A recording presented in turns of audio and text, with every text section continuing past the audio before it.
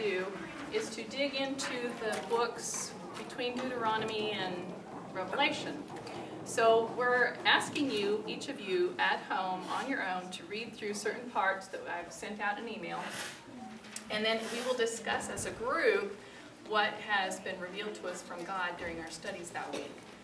I'm not teaching, okay? So if you don't have anything to discuss, this is going to be very short. All right. So you were supposed to have read Joshua 13, chapters 13 through 19. And basically, what is this all about? Finally in the land. They're finally in the land. And what's happening? Getting divvied up. And 13 through 20 is the division of the land. That's where you can find out where your plot of land is when you figure out what tribe you're going to be in. All right. They also are still having to take the land. They're still Yes. having to kill people. Yeah. That's right. Okay. What else? We get the cities of refuge. And what were those delineated. for? If in fact you accidentally murder someone or kill someone, that's not murder. Right, right. If you accidentally kill someone, you can flee to one of these cities and you will be protected from the Blood avenger. Blood the avenger. Avenger of Blood, right, yeah, the Avenger of Blood, who might, again, somebody who will say could be a relative or. It's not Captain America. No, it's not Captain America, no. He's not an Avenger. He's not one of the Avengers. So that, he can't come and take vengeance on you for having killed his whatever relative or something like that. And the only stipulations are, you have to stay there in that city. You cannot leave that city until the reigning high priest dies. If you leave, you can be subject to that Avenger of Blood. So it's a refuge there, and there were 3 of them on whatever is the west side of Canaan, or the River Jordan, and 3 of them on the east side of the Right. River Jordan. Right. So in today's terms, what might that look like? Jail. Yeah, you can go to jail and they'll protect you. Well, No, I guess so. no. Well, now, was there any adjudication going on? I mean, did they do any trying of you, or you just got there and nobody questioned? No, it states later on that you were to be brought before the elders and they were to hear the case. Right, and if there could not be, Right. yeah. But you kind of had to stay there until whoever was the avenger died. Well, no, The that's high or priest. the high priest. Or the high priest. Yeah, The high priest, yes. so it kind of still is jail. No, it's more like house arrest. Yeah, it's house arrest, right? More like house arrest only on a larger scale. Town arrest. It also gave the relative time to cool down, because you're gonna have an immediate reaction to your loved one being killed, accidentally, and you just wanna lash out. Sure. You could say it's like being in prison, but you have free reign to walk anywhere you want as long as it's not outside the walls of the prison. One of those Not minimum jail. security Not prisons. really, I hope a house, but town's not like a jail. Jay? Having the high priest die and then all of everything being forgiven, wouldn't that have some sort of other comparison? I don't know, Jay. Later on in. Are you Like what? insinuating that there's a deeper meaning here? I just thought I'd kind of throw it out there. We'll go further with that, Jay. What are you leading to? Well, it seemed like there was somebody that, as he was on trial, there was a high priest that tore his garment, which disqualified him being a high priest. And I can't remember who the guy was that was next in line, maybe. And then all of a sudden, he didn't live real long after that. It seemed like everybody got their sins forgiven from there. Good, Jay. Good. Their sins were forgiven. What else?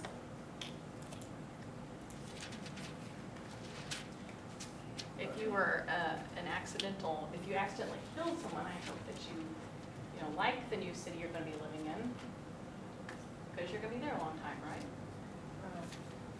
But like you said, they do have the freedom to go about. They have a job. They can have their family. They can live life. It may be a chance for you to start a new life and maybe change your ways a little bit. Right. That's what they Better are. axe handle. That's one thing that I like about that though, is that it was that there weren't stipulations placed on you while you were there. You know, under house arrest, you can't leave the house, obviously. But you also can't take off your shackle. You can't, there's certain things you can't do. With this, it was just that opportunity of, here's your opportunity to actually have a life. Because you were gonna die otherwise. So it And wasn't. these weren't like little, it wasn't like, okay, you're going to Cress, and that's where you're gonna stay for the rest of your life, is in Cress. And you gotta make the best of it you can there, you know? You were going to a major city, these are big cities, there was like a lot, basically anything that you needed was there. It wasn't like you were being deprived of a life, per se. You were being deprived of a certain amount of freedom. But I think it's important to point out that there is a consequence. Even in an accident, there's a consequence. Sure. Or they're saying that there's a consequence, yeah? You know, no, you're not gonna be held accountable, your blood will not have to be given for this, for the blood that you shed, but there will still be a consequence, something will have to be paid, you know? Right. Also, Classify that as involuntary manslaughter Right? is our term today. Which, yeah, you can go to prison for involuntary manslaughter. Yep. Yes. but also the kind of people that have an accidental death are not criminals, are not like, it's not like a town full of robbers and, Right. you know, it's not wicked people that are living here. It's people like you and me who accidentally run over somebody's child because it's behind your car or. Although you wonder after how many some generations what those towns might be like. All these people, 6 people filled with a bunch of people that killed somebody. Yeah, but they're still in it, you know, they still are not Yeah, evil. no. They just went the wrong, they made a Yeah. mistake. It's not like you're wicked, you know. It wasn't like going to Tombstone or something where, you know, oh boy, don't go there, there's bad people there. You know, you could die there. Who were the main citizens of the cities of refuge? Anybody catch that? Thank you. Levites, yes, the Levites. And yet they were given, it does, was it here that it stipulated, they are given a plot to in any city that they decide that they want to go to reside in, they're given a plot of land that they can put their family on. It's a, The I think it Levites? was a 1,500-foot circle around the Yeah, outside. it had to be within a certain area of the city, or a certain distance from the city, something like, It's 1,500 feet, anything within 1,500 feet of the outside. they could work, They could work it, yep. they could live there, you know, and it would be. Those, the cities that were assigned to the Levites. Now, if they chose to leave the city that they were in and go to Jerusalem, they had that option, but they couldn't just leave a city of the Levites and go. They couldn't go in just to any city? No. Oh, see, that's where I misunderstood it, because I was thinking that if they went to any city, they would be given at least some sort of No. provision. The 47? 48 total cities Okay, were specifically for the Levites, and there were accommodations made for them to have land. okay, Now, if they left that, they could go to Jerusalem, but if they chose to go to another city that wasn't a Levite city, there was nothing there for them. yeah. You wonder, I mean, would they just be like, you know, vagabonds in another city? What do you want, here, Levite? You know? Could be, we'll find out in Judges. Yeah. There's some examples of that. What else? Anything else? One verse that I circled, it was in 21:45, and I think it was significant because it's sort of a summation. And it says, "Not one of the good promises which the Lord had made to the house of Israel failed. All came to pass." So I thought that was pretty significant, you know, at some point they're stating, okay, boom, everything that he said happened. I thought that's a pretty significant passage to like be able to reference and say, It is. hey, guys. And why would that be significant, Jim? Well, because we're given further promises, or we look forward to promises. And so, if we can look back and say, okay, well, all the promises he gave, he kept. So, why should we not have faith that the promises that he's given us, he will also keep, Good. you know? Things are written down as examples for you. Right. Right. This was an example also. Right, Not just but- their screw-ups. Right. So it seems at the time they were all Torah observant. They were all finally under that one roof at this time. At this point, it seems that way, Hmm. this section. They're getting put in their place. There was a They got the land. 30-second window. Probably. As long as it took them to write this one line, they were all there. So they had peace of mind, and there was shalom on the land, because in Joshua 14:15, it had rest, I mean, the land had rest more. So they finally settled into peace. A question that I have is about, so these, because this is all, you know, everything with Israel is really about the land. These people who were convicted of the accidental killing of someone, they had to go to the city of refuge. But according to the other things in Scripture, their land stays within their family. So I'm really kind of concerned about if a person's a landowner, but he's, has to go to a city of refuge, what about his land? It would still be his in Jubilee at least. He may have had to sell his land.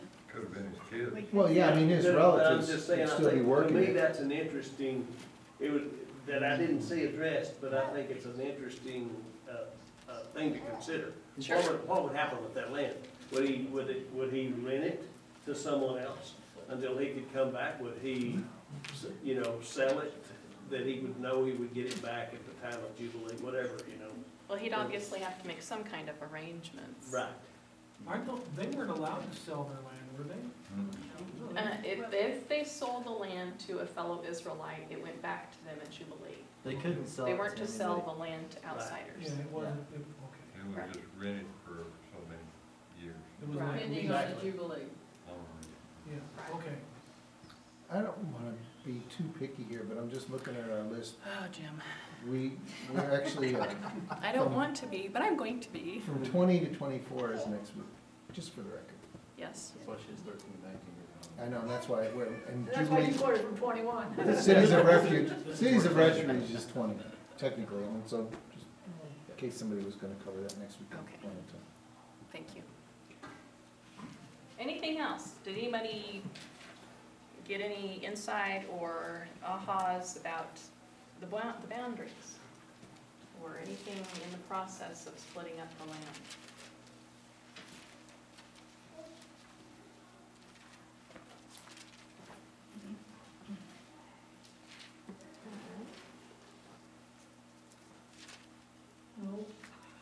Okay. That's all right. Except Joshua and Caleb got their portion because they were loyal to Yahweh. Mhm. Where did Joshua get his land? Did they get their land because, was it Dan and Simeon who did not go across into the promised land? They stayed on the other side? That was Reuben, half of Manasseh, And Gad. and Gad. Yeah. Maybe their land came from the land that would have been theirs. That's a good question. I see what I see what you're getting at. Originally, there was a portion that was waiting for them Right. that they decided not to take because they stayed over here. Right. So what happened to that land? Well, Caleb got his because Yep. it was promised. Right. And 40 years earlier, he was one of the spies that came back with a good report, so he was Mhm. promised his. He got Hebron, Arwa, Yes, Hebron. because he saw that where the Anakites were. What, Shirley?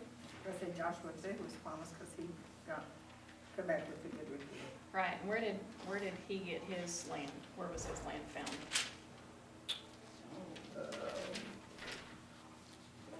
But it was what he, Timnah or Timrah. Isn't, see, Caleb was in the tribe of Judah, Right. and so Joshua's from, 1949, Joshua. yes, Timnath Serah in the hill country of Ephraim. he was in the tribe.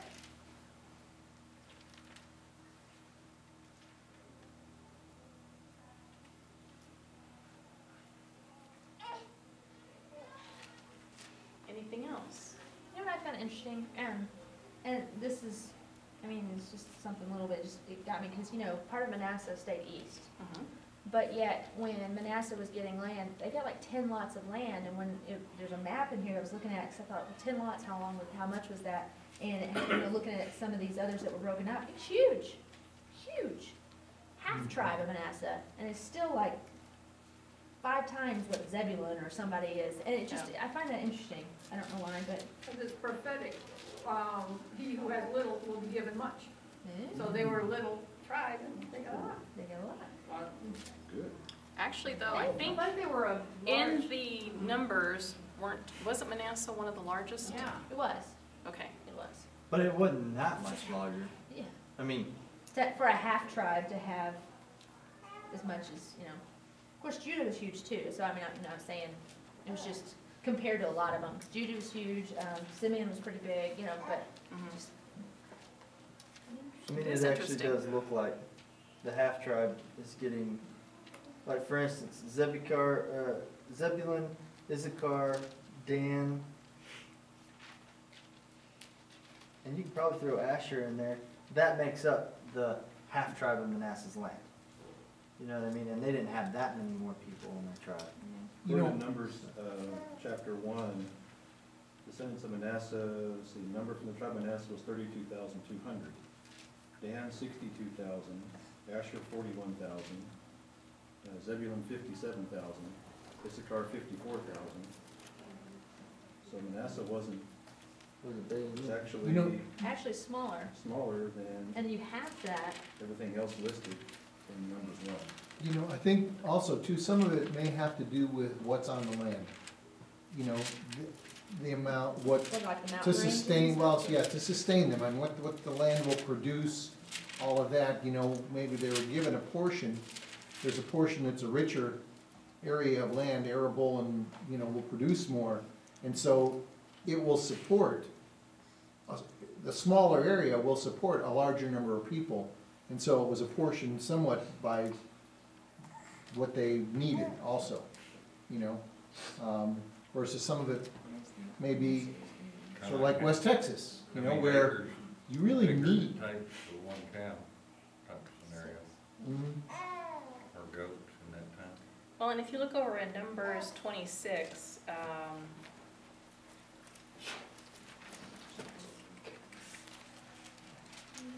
verse 34, it says the clans of Manasseh numbered 52,700. So they grew from 32,000 to 52,000 between the two censuses. And we don't know that a half tribe of Manasseh was actually, Yeah, Yeah, exactly half. Right, we don't know. It's just a There was portion. 26 spots. 26, it's all over there, 34. in 26, verse 34. yeah. Okay.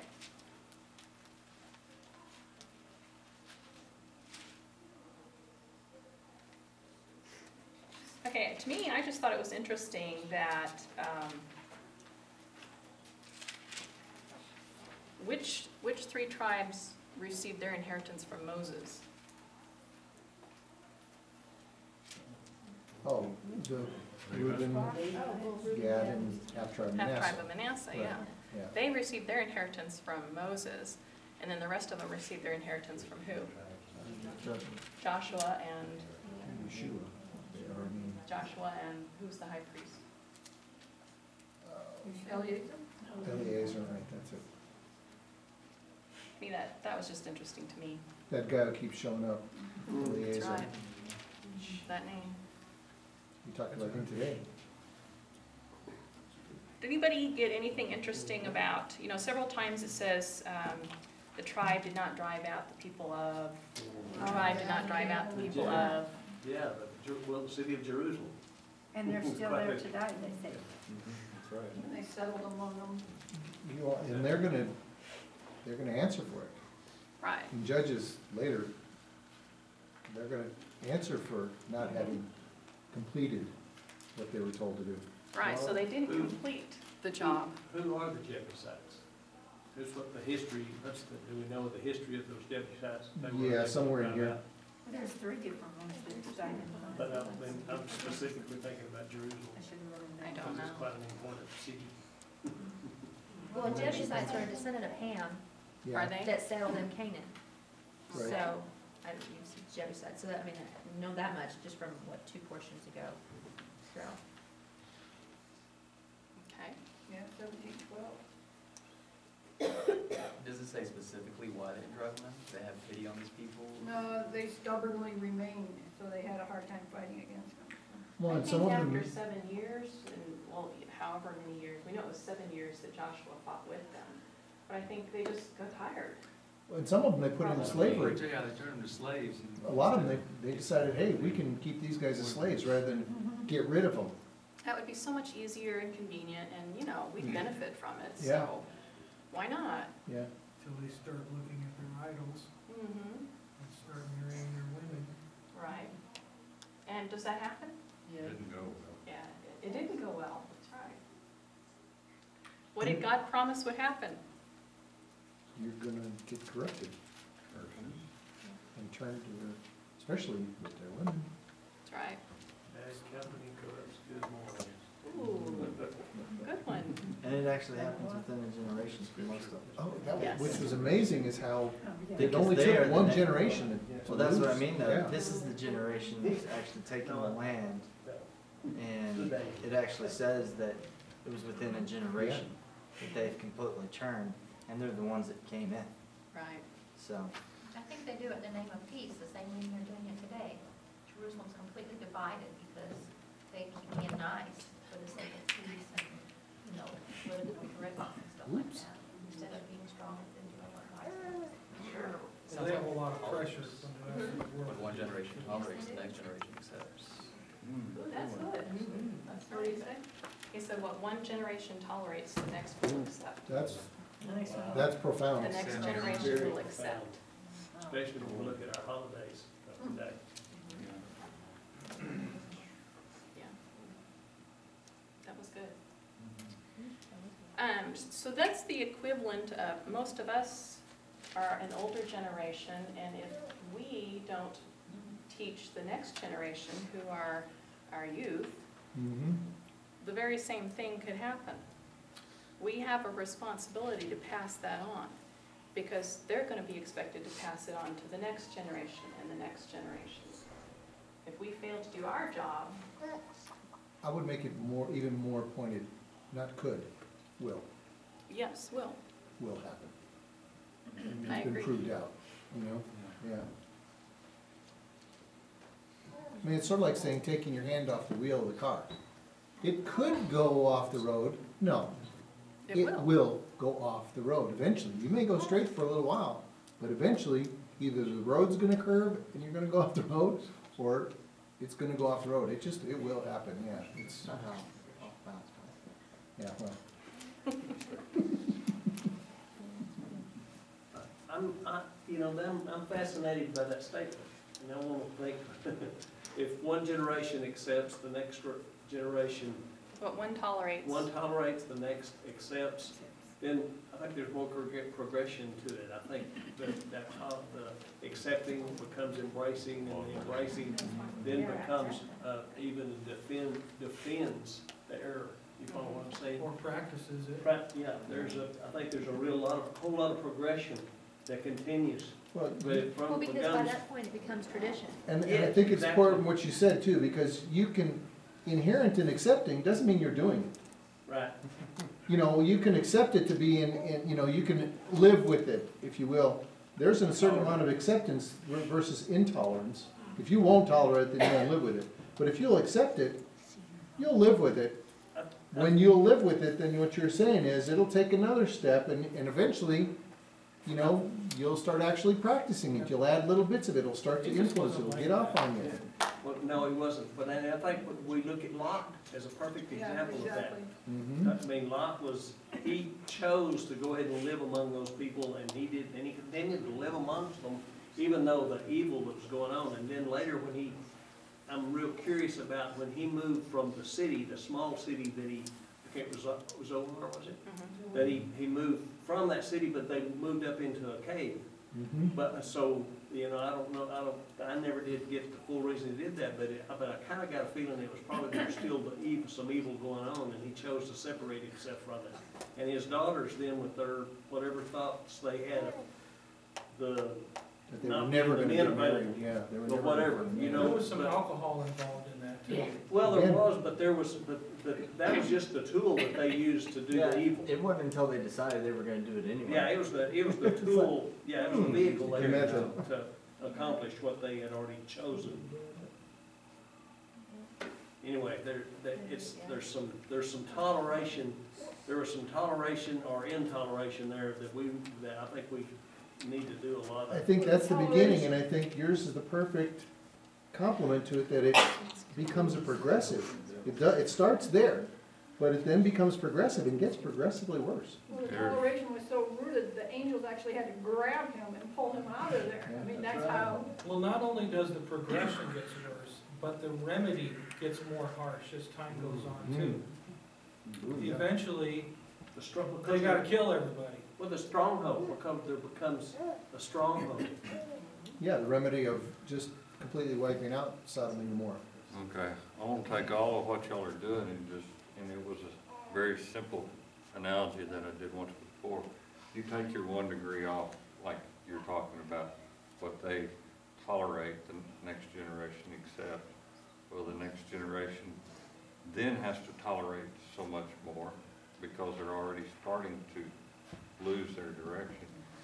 And this gets to be a logarithmic scale, and then all of a sudden, what we think is right, if we're going towards God, all of a sudden we're totally, it only takes about 8 generations to actually do. Now, with all that being said, of how quick that this happens, and if you look at how the country was, where it was founded and where we are today, what are we gonna do about it? We sit in here, we stay 3, 4, 5 hours of studying, and we're learning all this. What are you gonna do about it? We have talked, we have studied, we have thrown stuff every different direction. It's getting time to do something. And I don't have the answers, but I want to keep. Well, no, it's simple. I mean, everybody has to do it based on their situation. Parents have to teach their children. We need to get back to that. Now, one of the things, we got the election coming up, and I don't want to get into anything political, but the fact of it is, and this has been brought up, it doesn't matter who gets office.